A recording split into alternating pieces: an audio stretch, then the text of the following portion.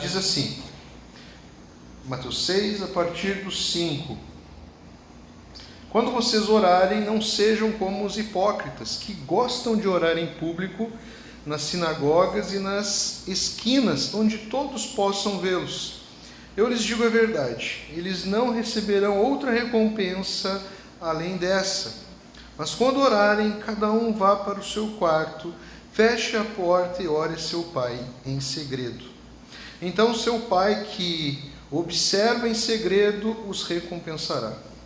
Ao orar, não repitam frases vazias sem parar, como fazem os gentios. Eles acham que se repetirem as palavras várias vezes, suas orações serão respondidas.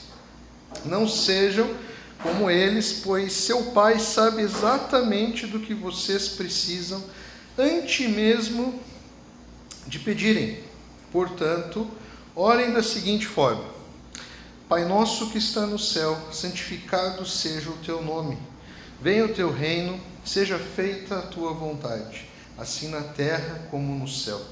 Dá-nos hoje o pão para este dia e perdoa nossas dívidas, assim como perdoamos os nossos devedores. E não nos deixe cair em tentação, mas livra-nos do mal, pois teu é o reino, o poder e a glória para todos sempre. Amém. Amém? Amém. Vamos orar mais uma vez? Obrigado, Deus. Muito obrigado pela tua graça, obrigado pelo teu amor. Te pedimos, ó Deus, que continue, ó Deus, a falar aos nossos corações, ó Pai. Esteja presente, ó Deus, nas nossas vidas, ó Pai.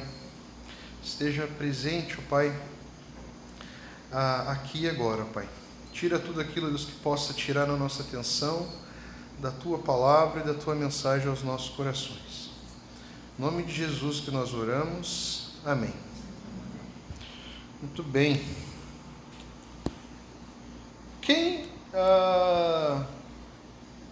Alguém aqui nunca tinha ouvido falando na oração do Pai Nosso?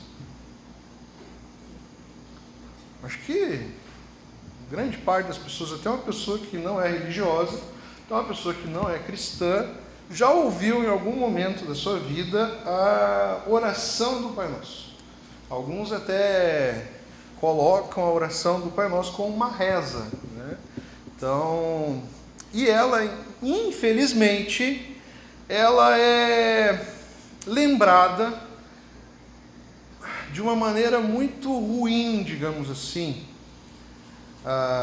E ela é colocada em prática de uma maneira pior ainda, que nega totalmente as orientações de que Jesus faz aqui para os seus discípulos de como eles deveriam orar.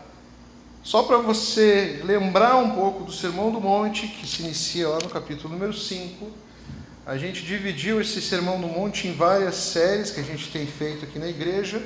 A primeira a gente chamou de Legado, onde a gente viu ali as bem-aventuranças, as características de um discípulo verdadeiro, de um discípulo de Jesus.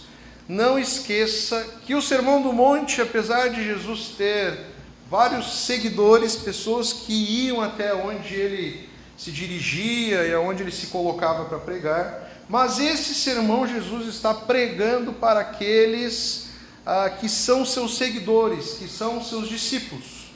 Ele chama os seus discípulos e começa a pregar esse sermão para eles. Ele mostra para os seus discípulos quais são as características de um cristão verdadeiro. Depois a gente chamou a outra série de Contra o Fluxo, porque o Sermão do Monte começa a trabalhar algumas questões que vão de encontro à cultura desse mundo e que fazem parte da prática cristã. Ou seja, como o cristão deve agir em meio ao mundo corrompido. Então a gente viu várias questões, ensino sobre a ira, adultério, vingança, amor pelos inimigos. A gente viu aqui a questão de juramento, de voto, que nós devemos ser sal e luz. E o sermão ainda continua. Agora, a gente viu, na última vez que tocamos no Sermão do Monte, nós vimos, né, a importância das boas ações, mas qual a motivação que deve estar no nosso coração ao ajudar o próximo. E aqui Jesus fala a respeito da oração. Jesus diz assim: vocês são meus seguidores, vocês são meus discípulos, então vocês devem orar desta maneira. Ele distingue aqui a oração dos hipócritas, dos fariseus, da oração dos seus discípulos. Ele demonstra aqui, mostra na prática o que era uma oração de um hipócrita e mostra como deve ser a oração de um discípulo, de um cristão verdadeiro. E se você parar um pouquinho e prestar atenção na oração do Pai Nosso, talvez assim como eu, você vai ficar chocado ao ver como nós temos orado de maneira errada, esquecendo, por exemplo, daquilo que deve ser prioridade nas nossas orações. Talvez somente eu fui confrontado ao reler aqui a oração do Pai Nosso. Eu lembro muito da oração do Pai Nosso em jogo de futebol. Eu participei de muito campeonato de futebol, amador, é claro. E até nos campeonatos amadores que não valem nada, um troféu Michuruca, um fardo de coca, até num campeonatinho assim, todo jogador, aquele que quer ser jogador, quer imitar o profissional, né? Então é muito comum a galera se reunir assim num círculo, davam-se as mãos assim e começava: Pai nosso que está no céu, santificado seja o nosso nome. Não sei se você já viu isso em algum lugar. Então eu ficava refletindo naquilo assim, cara, esse pessoal não sabe o que está dizendo. Aí eles já emendavam no Ave Maria. Ave Maria, essa Ave Maria eu não sei. Entendeu? Mas já emendavam. Entendeu? Mas aquilo eram palavras jogadas ao vento e era apenas uma repetição. É muito comum, por exemplo, numa tradição cristã católica, por exemplo, se você cometeu algum erro grave, cometeu algum pecado grave, você vai ter uma penitência. Dependendo do seu erro, da sua gravidade, você vai ter que repetir o Pai Nosso um número de vezes. Então, padre, falei palavrão essa semana. Então tá, repete aí o Pai Nosso 30 vezes. Faz aí tantas Ave Maria. E sei lá qual é a outra oração, que eu não sou desse contexto. Eu te pergunto, para quê? Então, vocês viram? Ela é bem conhecida, mas ela é muito mal empregada. Até porque Jesus fala aqui, não, quando vocês orarem ali no verso número 5, não sejam como os hipócritas que gostam de orar em público nas sinagogas e nas esquinas onde todos possam vê-los. Ali no 7 ele vai dizer: não repitam frases vazias, sem parar, como fazem os gentios. Então, quando Jesus diz assim, que nós devemos orar desta forma, Jesus não está dizendo que você deve orar somente o Pai Nosso, mas você deve seguir essa oração como um modelo de oração para se achegar até Deus. Você quer aprender a orar, por exemplo? Muitas pessoas têm essa dúvida quando começam a seguir os passos de Jesus. Eu já recebi várias vezes essa pergunta, é uma pergunta muito boa. Pastor, como que eu devo orar? Aqui é um bom exemplo de como você deve orar. Quem está ensinando aqui? O próprio Jesus. Então ele está colocando aqui princípios que nós devemos seguir quando nós nos dirigimos a Deus. Nós não devemos orar de qualquer maneira. E nós não devemos repetir coisas vazias. O que adianta você ficar repetindo algo? E algo que muitas vezes nem é o que está se passando dentro do seu coração. Não faz sentido. Essa prática, ela era muito comum naquela época, e não pelos cristãos. Era muito comum por ímpios e por adoradores de outros deuses, que tinham outras práticas, outras religiões. Então Jesus está falando aqui, não façam como eles. Vocês têm a maneira certa em que vocês devem empregar a oração de vocês. Essa oração aqui, ela se inicia com Pai Nosso que estás nos céus. Ela é uma oração que ela é dirigida, claro, é óbvio, ela é dirigida a Deus. Diferente, por exemplo, de como o próprio Jesus fala aqui, da oração dos hipócritas, que dirigiam as suas orações para si mesmos, que dirigiam as orações em busca de aplausos. Jesus aqui não está dizendo que você não deve orar em público. Então nós, quando temos o nosso culto público aqui, nós temos aquele momento em que nós oramos. Geralmente o dirigente aqui, ele vai fazer uma oração. Jesus está dizendo aqui, e ele mostra que a importância de nós orarmos em secreto, de nós termos o nosso momento a sós com Deus. Ele dá um exemplo muito prático aqui, você deve ir para o seu quarto, você deve fechar a sua porta, e você deve orar ao Pai, aquele que lhe enxerga, lhe vê em secreto. As nossas orações, elas devem estar direcionadas somente a Deus. As nossas orações não devem estar dirigidas às pessoas com o objetivo de nos exaltarmos, de mostrarmos para as pessoas que nós oramos bem, mostrarmos para as pessoas o quanto nós somos santos, o quanto nós somos perfeitos. E Jesus fala que aqueles que oram dessa maneira, eles já têm aquilo que merecem, ou seja, os aplausos, o reconhecimento dos homens. A nossa oração não é para homens e nem é para inflar o nosso próprio ego. Ela deve ser direcionada somente a Deus. E Deus sabe das nossas intenções quando nós estamos orando. Não tente enganar aquele que te criou, aquele que conhece o que se passa no seu secreto. Onde ninguém mais vê, Jesus está vendo. Ao estudar essa oração do Pai Nosso, ouvindo uma mensagem de um pastor amigo, ele diz que essa oração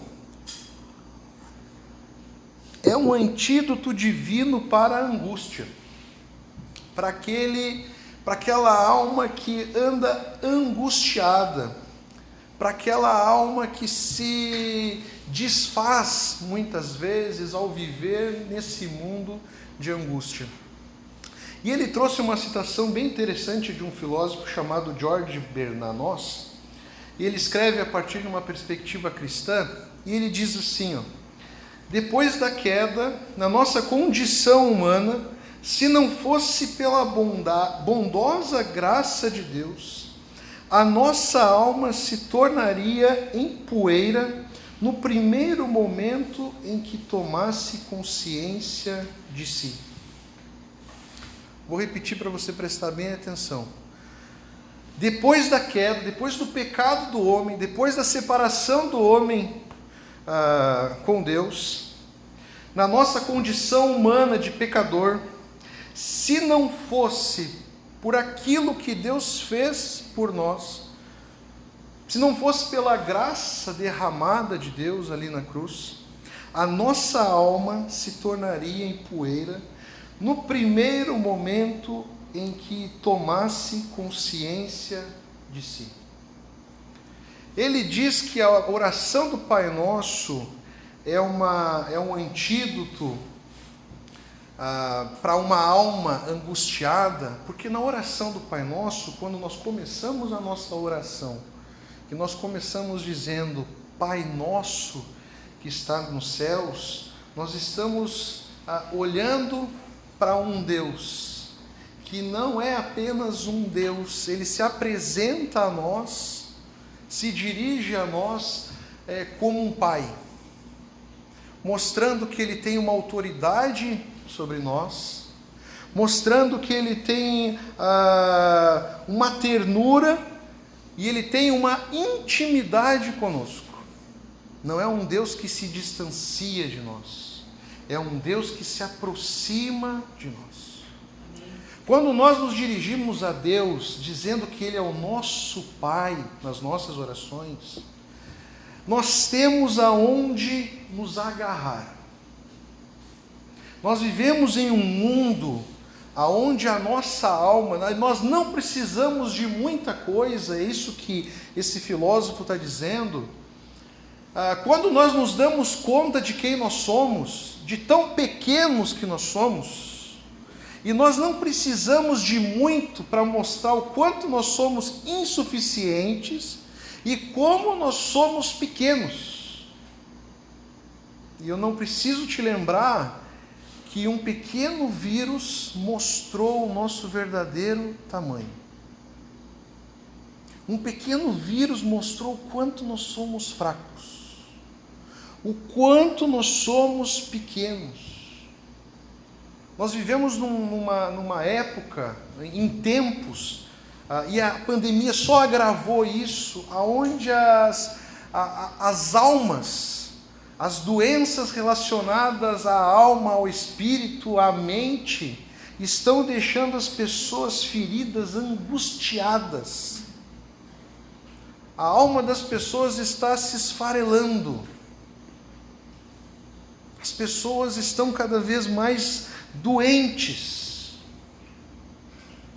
Um pequeno vírus nos leva para o túmulo. Olha só a pequenez que nós somos, a fraqueza que nós somos. E isso, meus irmãos, quando nós paramos para ver tudo isso e olhamos para a nossa realidade, nós vemos que nós não somos super-heróis, que nós não podemos dizer assim, eu dou conta. A gente pode até dizer, mas quando a gente vai ver, a gente não dá conta. Nós temos um limite. Às vezes nós temos um orgulho que nos traz uma imagem que nós somos super-heróis, que nós nos sustentamos, que nós podemos viver sozinhos, que nós vamos dar conta, nós vamos conquistar. Mas quando nós entramos na vida real, nós vemos o quanto fracos nós somos. E não precisa muito. Eu dei o exemplo de um vírus, mas pode ser uma crise financeira, pode ser o fato de você perder o emprego, pode ser o fato de você ver o seu filho andar por caminhos que você não gostaria que ele andasse, uma experiência negativa na tua vida. Qualquer um desses exemplos, eu poderia citar vários outros aqui, já é o suficiente para a nossa alma virar poeira e nos colocar de joelhos diante de Deus. É ou não é? E aí quando nós oramos o Pai Nosso, é uma declaração que nós estamos fazendo a Deus, onde nós estamos dizendo para Deus, Deus, Tu tem toda a autoridade sobre nós. Deus, em Ti eu confio e em Ti eu posso me agarrar.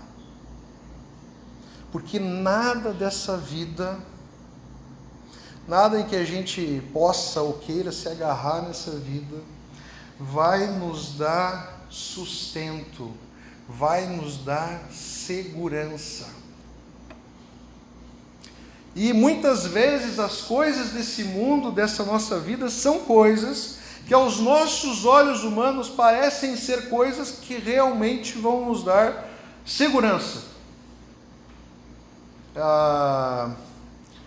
Eu lembro de um pastor contando uma experiência que ele teve. Tem a ver, como eu gosto muito de escalada, né? Eu já contei para os irmãos o quanto eu sou bom nisso.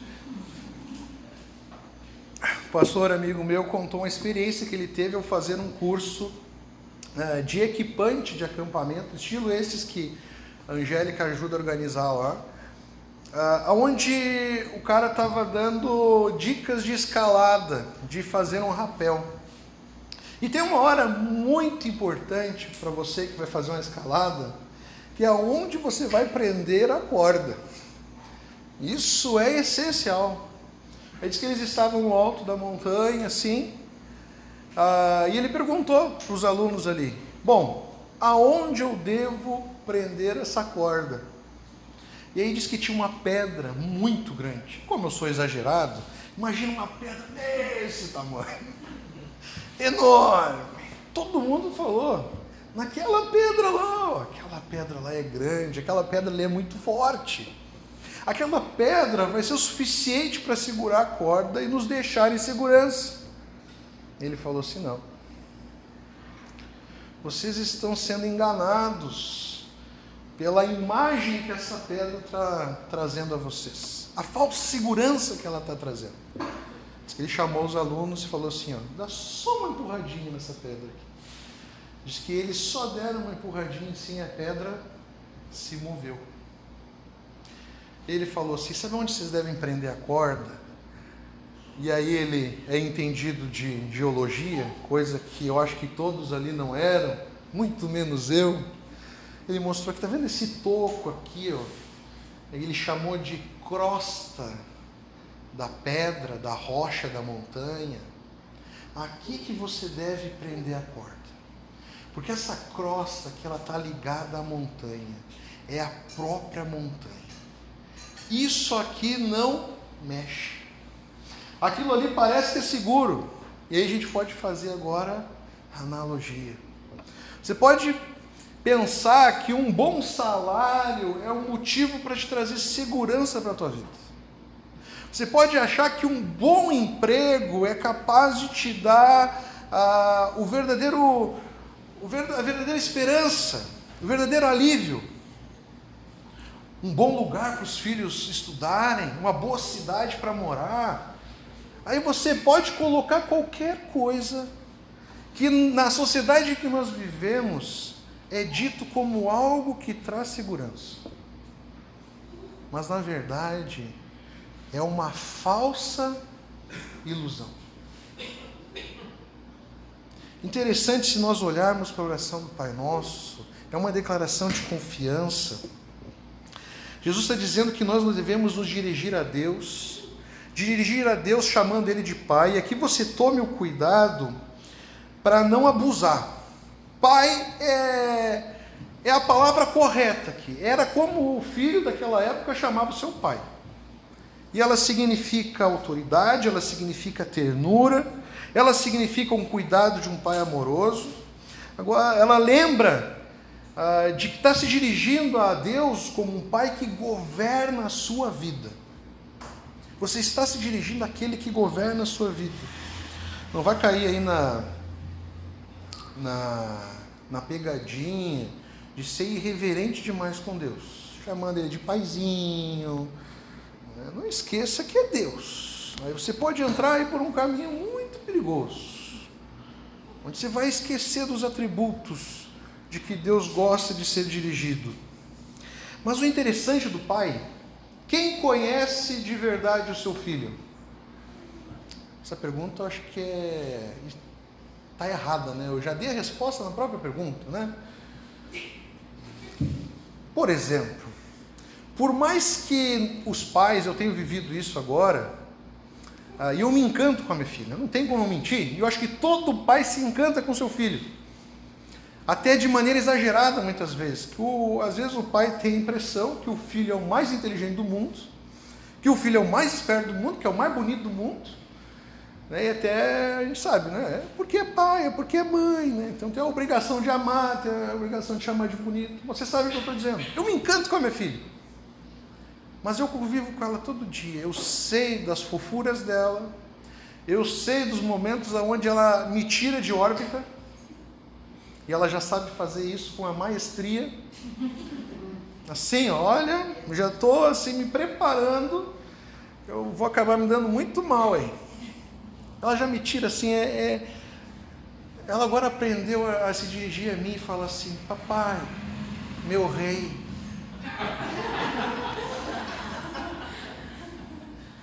Mamãe, minha rainha. E ela aprendeu agora a fazer uma carinha assim, que ela vira a carinha assim e faz assim: papai, eu te amo, do nada. Mas ao mesmo tempo que ela é graciosa, ela me tira de órbita, eu sei quem ela é. O pai sabe quem é o seu filho. Às vezes ele se deixa levar. Ele não quer, na verdade, assumir que ele sabe quem ele é. Ao levarmos a nossa oração a Deus, ao orarmos em secreto, nós estamos orando também àquele que nos conhece no mais profundo. O momento da oração é um momento onde não há espaço para hipocrisia. Não há espaço para mentira, para palavras jogadas ao vento. Você está conversando com o seu Pai. Aquele que te conhece. Que está só esperando você abrir o seu coração. Porque Ele já sabe até o que você vai dizer. Nós devemos abrir o nosso coração. Nós devemos se agarrar a Ele, porque é graças a Ele que a nossa alma ela tem uma segurança. Ela não se desfalece, ela não vira poeira. Agora eu te pergunto, nós temos nos preocupado na nossa oração a fazer uma declaração de confiança a Deus? Porque na primeira parte da oração, a oração se divide em dois. A primeira parte trata da prioridade da oração. Ela está sendo dirigida a Deus. Só na segunda parte, nós vamos falar das nossas necessidades. Só na segunda parte, nós nem vamos ver as nossas necessidades hoje. E ainda, não é só a sua necessidade. Porque o Deus não é só seu, é Pai nosso. E não é só pelo seu pão que você deve se preocupar, porque o pão ele também é nosso. A próxima questão aqui que ele fala é: santificado seja o teu nome. Nós vivemos num mundo onde a gente não dá bola muito para o nome, né? Nós vivemos numa cultura onde às vezes nós não sabemos nem o nome da pessoa, nós sabemos só o apelido. Mas o nome naquela época, o nome para o judeu, era algo muito importante. O nome não era só algo que ia na carteira de identidade, não era uma maneira de você identificar alguém. O nome trata da essência, de quem aquela pessoa é.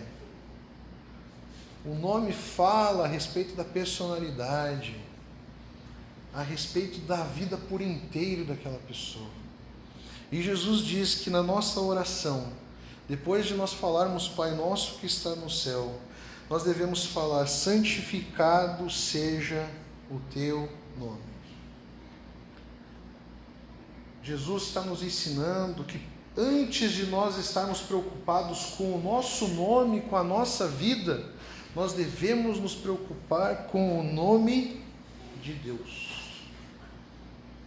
Santificado seja o teu nome, é que nós devemos preocupar de como o nome de Deus está sendo dito, de como o nome de Deus está sendo lembrado, a começar pela nossa própria vida. Será que nas nossas palavras, nas nossas atitudes, o nome de Deus está sendo santificado? Nós temos uma preocupação muito grande para o nosso nome não ir para o Serasa, né? Para o nosso nome não estar sendo mal falado. Tem o Serasa, qual é o nome do outro? Eu sei, todo mundo sabe. Nós temos uma preocupação muito grande, como as pessoas estão nos vendo, como que muitas vezes nós passamos os olhos corrido para como o nosso Deus está sendo tratado. Nós vivemos num mundo, e recentemente nós falamos aqui na mensagem, numa época aí onde os crentes que deveriam se preocupar com o nome de Deus não estavam se preocupando da maneira que o nome de Deus estava sendo usado. Nós vivemos num mundo aí onde todo ano eu estava falando com os adolescentes. Se você não sabe, lá nos adolescentes, no OCA, nós temos tido algumas conversas muito profundas e complexas. Essa sexta-feira eu tive que pedir desculpa, porque nem eu estou entendendo o que eu estou falando. Mas Deus está falando aqui. Nós temos aí grupos de humor, de youtubers que fazem o que fazem com o nome de Deus. Muitas vezes nós estamos lá, dando curtida e dando risada. Nós devemos nos preocupar nas nossas orações com o nome de Deus. Que o nome de Deus seja santificado em todo lugar. A começar pela nossa própria vida, pelas nossas palavras, pelas nossas atitudes, pelo nosso coração. Santificado aqui, você deve automaticamente, né? É um termo cristão, santificação, aí você deve lembrar aí, né? Purificação, separado, ou seja, só que não é o que esse termo aqui está querendo dizer. Aqui a conotação, o sentido é que o nome de Deus ele seja louvado, que o nome de Deus ele seja reverenciado, que o nome de Deus seja respeitado, que nós venhamos a dar valor para o nome de Deus, que nós devamos adorar a Deus. Que a nossa vida, antes de tudo, lembre-se, é a parte da prioridade da oração. Antes das nossas necessidades, nós devemos estar preocupados em como nós estamos adorando a Deus. Nós devemos pedir nas nossas orações, Deus, que a minha vida possa ser cada dia um instrumento de santificação. Amém? Amém. Depois ele vai falar, eu me perdi. Pai nosso que estás no céu, santificado seja o teu nome, venha o teu reino. Ou, dependendo da versão, venha a nós o teu reino. O que esse texto está querendo dizer? O que Jesus está nos mostrando aqui que deve ser uma prioridade nas nossas orações? Que o reino de Deus venha até nós. Que o reino de Deus cresça. O que significa isso na prática? Nós estamos orando para que as pessoas tenham um encontro com Jesus. Nós estamos sedentos para que avivamentos possam acontecer aqui, para que almas possam ser transformadas, para que Deus possa reinar no nosso coração e na nossa vida. Olha só a prioridade que Deus nos coloca: orar pelo seu reino. Eu não sei você, mas nós temos eu falei que eu fui chocado, porque se a gente não cuida, a gente só ora pelas nossas necessidades, né? É verdade, não é? Já começa a oração pedindo. Deus, estou precisando disso. Deus, estou precisando daquilo. E nós estamos tão ligados com esse mundo que nós esquecemos que aqui nós somos estrangeiros, forasteiros. Que nós devemos orar para que o reino de Deus, do céu, se instaure aqui na terra. Isso é uma oração missionária, gente. Orar para que as pessoas possam crer em Jesus. Que as pessoas ao nosso redor possam conhecer a Jesus. Isso deve estar nas nossas orações. Não sou eu que estou dizendo, é Jesus que está dizendo, que está nos ensinando. Nós temos orado pelo reino de Deus.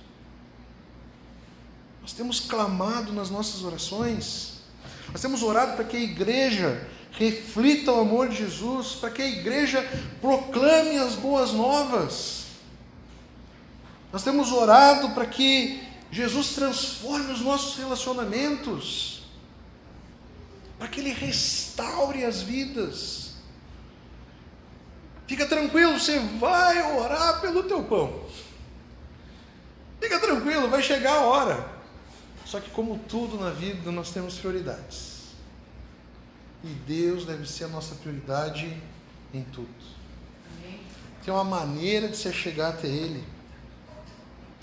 Venha teu reino é confiar em Deus, é ter Ele como Rei, é confiar para onde Ele está nos levando, é confiar para o que Ele vai fazer na nossa vida.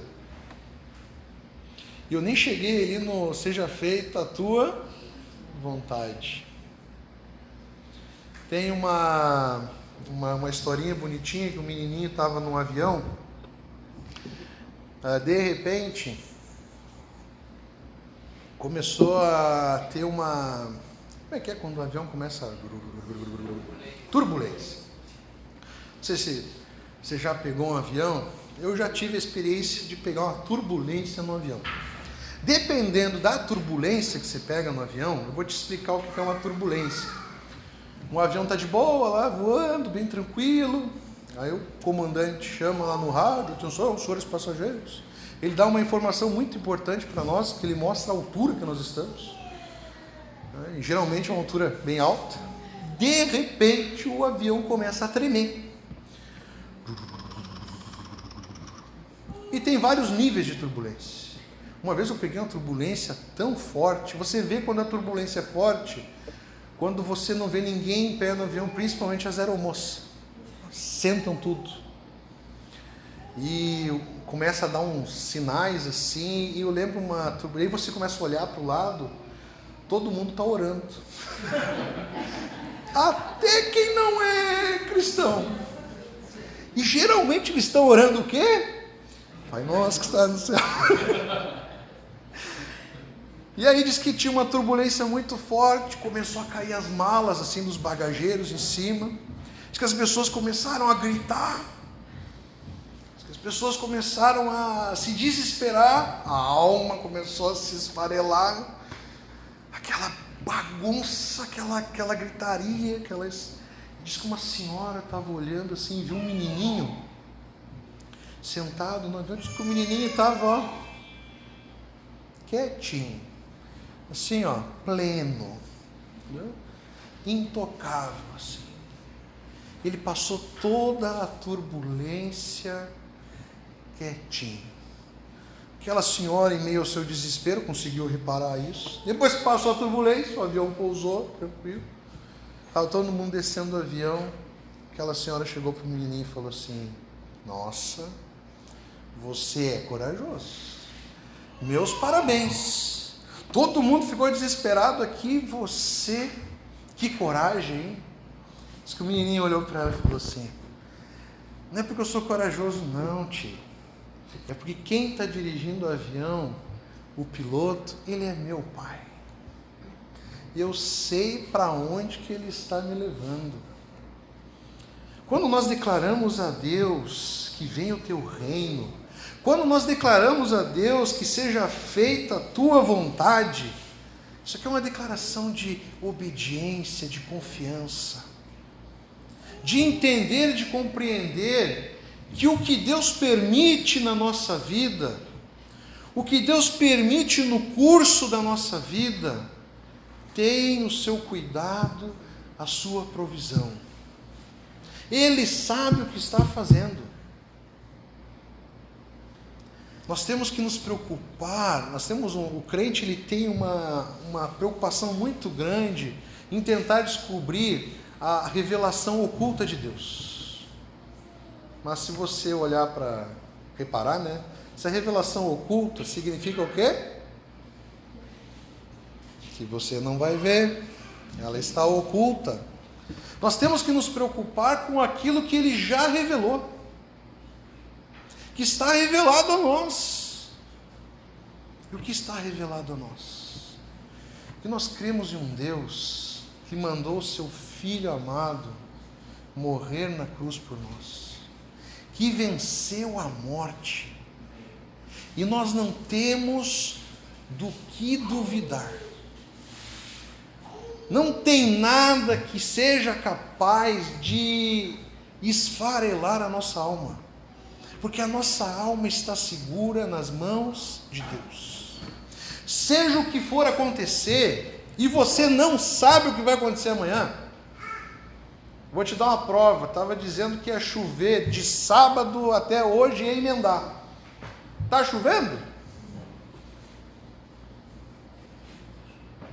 Nós não temos a mínima ideia do que vai acontecer. Mas nós cremos em um Deus que conduz a nossa vida com a preocupação de um pai, que faz o curso da vida conforme a sua vontade. Tem uma citação aqui, um textinho do C.S. Lewis, que escreveu Crônicas de Nárnia, e ele fala assim, ó: o inferno pode ser descrito como o lugar em que dizemos: seja feita a minha vontade, seja feita a nossa vontade. Um inferno ou céu é sempre uma questão de fazer. São lugares onde coisas são feitas. No primeiro caso, a vontade de Deus é feita. No segundo, a vontade do homem é feita. O inferno é um lugar perfeito para a nossa vontade ser feita. No céu sempre se cumpre a vontade de Deus. Quando nós queremos a nossa vontade, quando nós queremos dar o nosso jeito, o nosso destino não é legal. Porque nós não temos condições. Nós somos insuficientes. Agora, quando nós temos a obediência e a confiança em Deus, nós podemos descansar. Descansar, não naquele que irá fazer algo por nós, mas por aquele que já marcou a história. Amém. Dividiu a história. Não é só a nossa história que houve um impacto. A história do mundo. A história do mundo marca o mundo como? Antes de Cristo, depois de Cristo. Até o mundo mostra referência a quem Jesus foi. E nós, como crentes, como discípulos de Jesus, não podemos fazer diferente, irmãos. Nas nossas orações, antes de nos preocuparmos com o pão nosso de cada dia, nós temos que nos preocupar com a prioridade. Eu vou lembrar para você. Lembrarmos que estamos dirigindo as nossas orações a Deus, que é um Pai para nós, nos chama de filhos, mesmo nós sendo criaturas, nos amou, mesmo nós não tendo merecimento, mesmo nós sendo crianças desobedientes, pecadoras. Nós temos que nos preocupar com o nome de Deus, como que nós temos tratado o nome de Deus, como que nós temos adorado a Deus no nosso dia a dia. A nossa adoração, gente, é no dia a dia, na forma com que nós tratamos a Deus, como prioridade na nossa vida. Nós devemos clamar e ansiar para que o reino de Deus venha até nós. Nós devemos desejar. Eu falei na última mensagem, só tem uma solução para o nosso país. Grave bem nisso, para não falar para o mundo. Tem lugar aí que está pior ainda. Só tem uma solução. Se chama avivamento. Ou seja, pessoas salvas para Jesus. Conversão em massa. Eu gosto de tentar imaginar aquele texto lá onde os ossos secos começam a ganhar vida. Sabe o que significa aquilo ali? É a palavra de Deus sendo pregada, é o Espírito Santo de Deus agindo. E pessoas mortas voltam a viver. Pela pregação do Evangelho, pela proclamação de Jesus. E que nós possamos confiar na vontade de Deus. Seja feita a tua vontade. Coloca ali o seu clamor na oração. Deus quer ouvir o seu clamor. Mas saiba de uma coisa. Nós não sabemos o que Deus trabalha em oculto. Às vezes Ele deixa algumas mostrinhas. Eu nunca vou me esquecer uma vez. É uma interpretação minha. É algo que eu vi em um episódio da vida. Mas eu achei muito interessante. Uma vez um amigo faleceu. O velório foi bem triste. Muita gente chorando. Imagina. Aquela morte inesperada, onde ninguém espera, aonde você questiona, onde você briga com Deus.